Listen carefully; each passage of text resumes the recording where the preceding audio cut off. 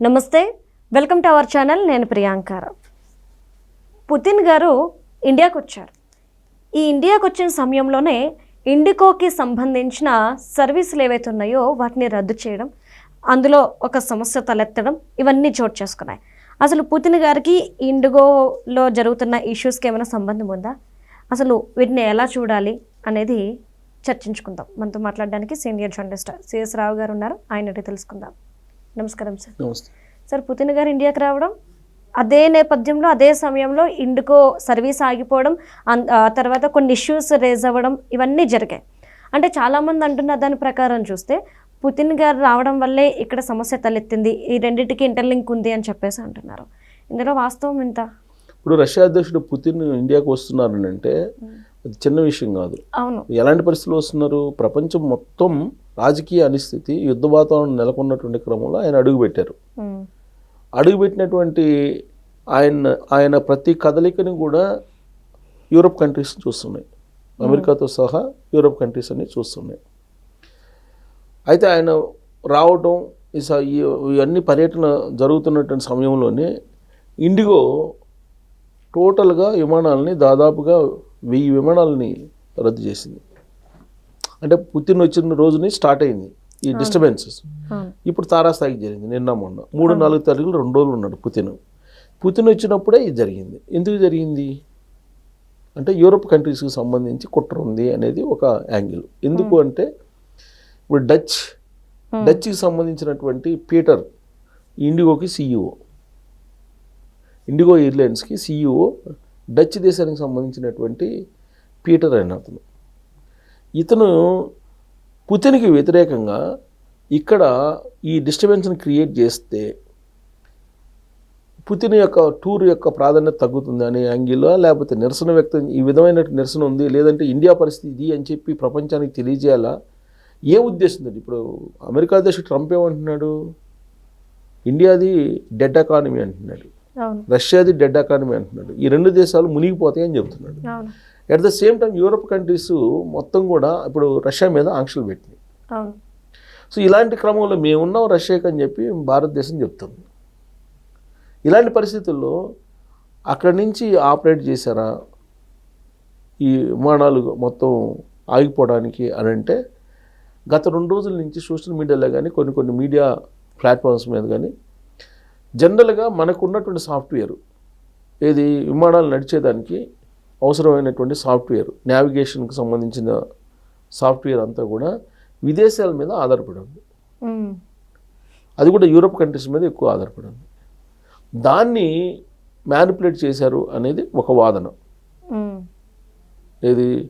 ఇది మొత్తం ఆగిపోవడానికి విమానాలు ఏంటి, ఇప్పుడు ఒక 2 గంట లేట్ అయింది అనుకోండి, ఒక 10 విమానాలు, దానికి తగ్గట్టుగా అన్నీ లేట్ అవుతాయి.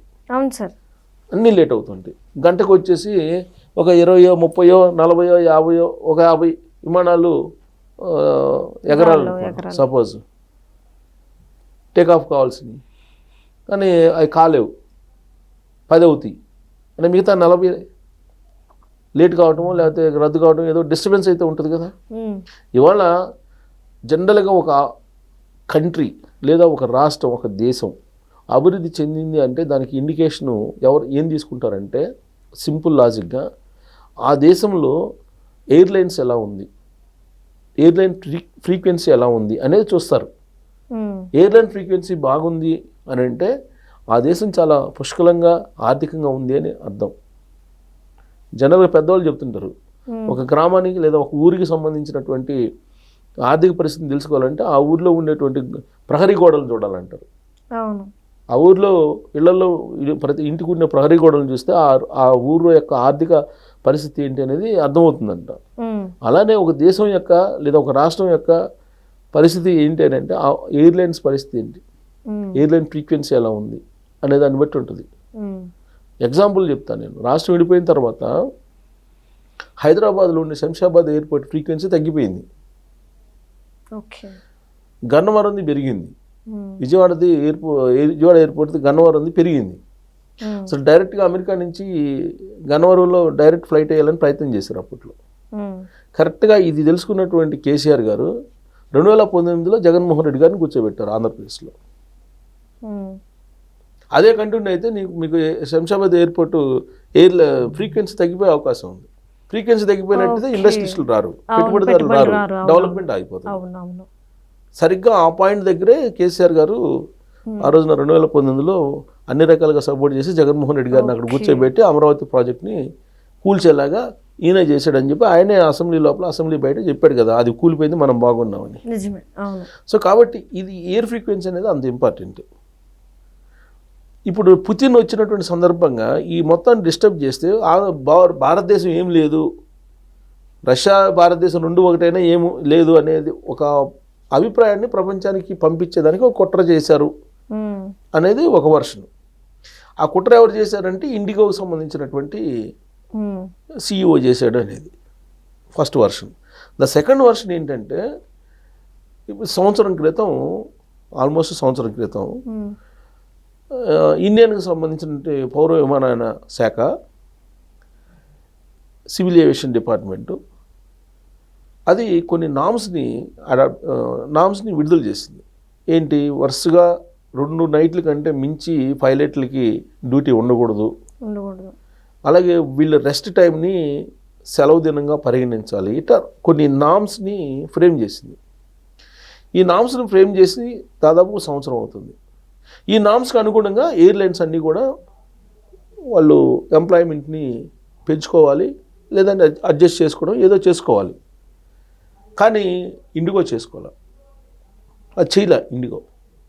పైగా ఇండియాలో పెద్ద ఎయిర్లైన్స్ ఏదన్నా ఉందంటే ఇండిగోది దాదాపుగా ఇప్పుడు 60% 67% ఉంది ఇండిగో ఎయిర్లైన్స్ షేర్. మొత్తం ఎయిర్లైన్స్లో ఇండిగో ఎయిర్లైన్స్ షేర్ 67% ఉంది ఇప్పుడు.